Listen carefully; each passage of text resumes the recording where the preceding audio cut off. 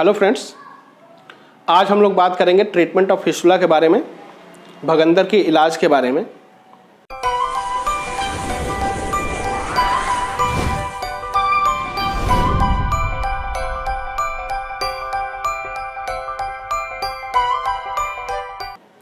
अगर आप लोगों ने हमारा चैनल अभी तक सब्सक्राइब नहीं किया है तो प्लीज़ उसे सब्सक्राइब कीजिए और बेल आइकन को प्रेस कीजिए ताकि आगे आने वाले वीडियो का नोटिफिकेशन आपको सही समय पे मिल सके। तो हम लोग स्टार्ट करते हैं अपना टॉपिक, ट्रीटमेंट ऑफ फिस्टुला, भगंदर का इलाज। तो ब्रीफली हम डिस्कस कर देते हैं कि फिस्टुला होता क्या है।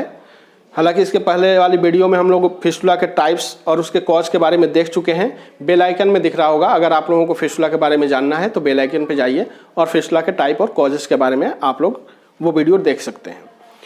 तो हम लोग बात करते हैं फिस्टुला की। तो पेरिएनल एरिया के 4 सेंटीमीटर रेंज पे अगर कोई फोड़िया, फुंसी या कोई दाना या कोई घाव होता है तो जनरली फिस्टुला होता है। उसका जो एक ट्रैक होता है, जो एक ओपनिंग होती है एक्सटर्नल ओपनिंग, वो बाहर दिखाई देती है। जो इंटरनल ओपनिंग होती है वो एनल कैनाल में या रेक्टम में कहीं जाकर के ओपन होता है। तो इसके ट्रीटमेंट के बारे में हम लोग देखते हैं। तो इसका ट्रीटमेंट जो मॉडर्न सर्जरी है उसमें 2 ट्रीटमेंट बताए गए हैं। एक फिस्टुलेक्टॉमी है और नेक्स्ट है फिस्टुलास्टॉमी।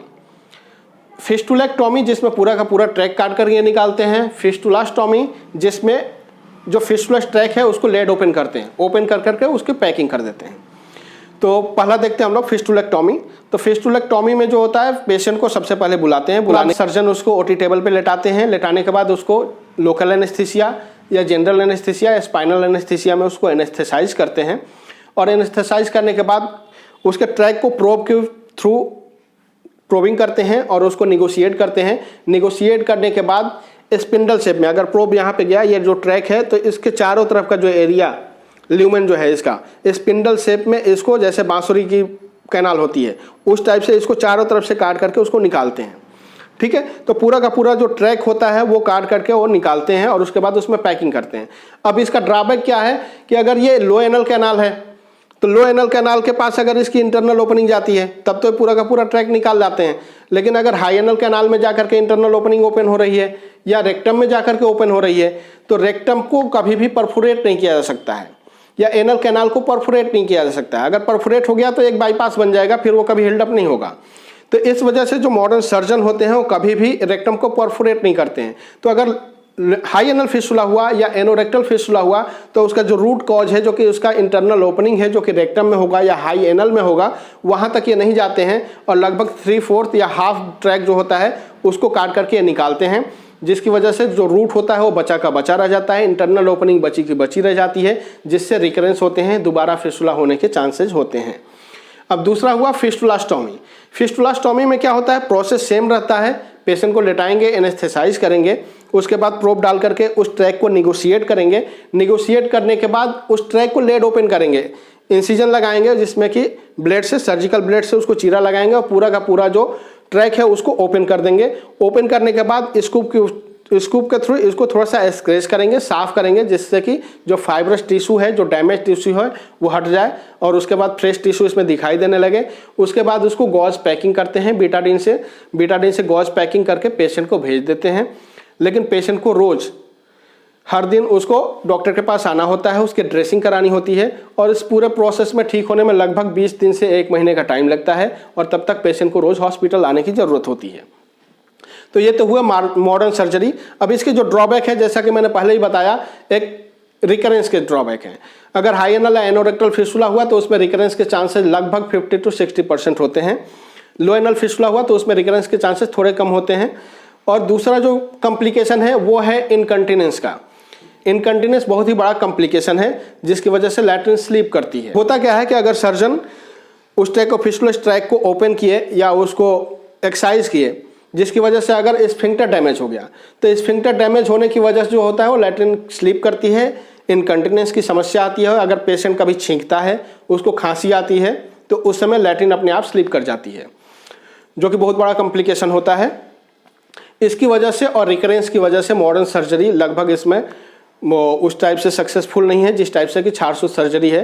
छारसूत्र की बात करें तो उसमें लगभग 99 to 100% रिकवरी होती है, कोई कॉम्प्लिकेशन नहीं होता है और पेशेंट पूरी तरह से ठीक होता है। दोबारा फिस्टुला होने के रिकरेंस के चांसेस लगभग ना के बराबर होते हैं। तो अब हम लोग बात करते हैं छार सूत्र सर्जरी की।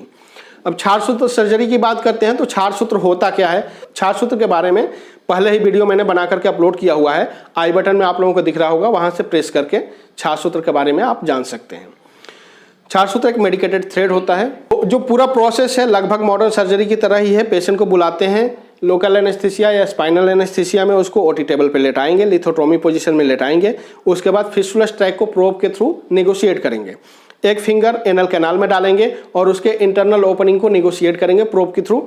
जब प्रोब के थ्रू इंटरनल ओपनिंग मिल जाती है, उसके बाद हम लोग जो एक्सटर्नल ओपनिंग है जिसके थ्रू प्रोब को डाले होते हैं, उस प्रोब में हम लोग छार सूत्र थ्रेड को डालते हैं और जो इंटरनल ओपनिंग है उस ओपनिंग के थ्रू एनल कैनाल के थ्रू उस प्रोब को निकालते हैं और उस थ्रेड को लाइगेट करते हैं। लाइगेट करके पेशेंट को छोड़ देते हैं, उस वहाँ पर ड्रेसिंग करते हैं और पेशेंट को छोड़ देते हैं। पेशेंट को वीकली हर हफ्ते डॉक्टर के पास आना होता है और उस थ्रेड को चेंज कराना होता है, जो कि मुश्किल से 2-4 मिनट का काम है और उसमें कोई भी पेन नहीं होता। तो पेशेंट को हर हफ्ते वीकली बुलाते हैं, उसके बाद थ्रेड चेंज करते हैं, थ्रेड चेंज करके पेशेंट को फिर वापस भेज देते हैं। ऐसे वीकली वो उसको आना होता है, पेशेंट को आना होता है और लगभग 2 से 2.5 महीने में पूरा का पूरा ट्रैक कट के निकल जाता है और हेल्ड अप हो जाता है और पेशेंट ठीक होकर के वापस चला जाता है।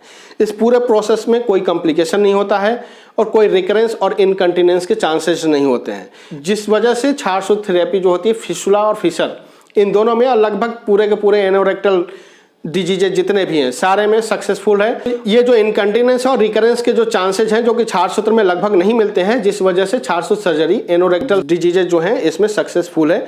और जो दूसरी सर्जरी है और जो मॉडर्न सर्जरी है उसको पेशेंट भी इग्नोर करते हैं, डॉक्टर भी इग्नोर करते हैं, क्योंकि उसके जो कॉम्प्लिकेशन होते हैं और जो रिकरेंस के चांसेज होते हैं इतने ज़्यादा होते हैं कि पेशेंट उसको बियर नहीं कर पाता। इसलिए छार सूत्र सर्जरी द बेस्ट है एनोरेक्टल डिजीजेस के लिए। तो ये रहा हम लोगों का ट्रीटमेंट ऑफ फिस्टुला, जिसमें छार सूत्र ट्रीटमेंट हमने बताया। और नेक्स्ट वीडियो अगले कुछ दिनों में अपलोड होगा। तब तक के लिए धन्यवाद। Thank you.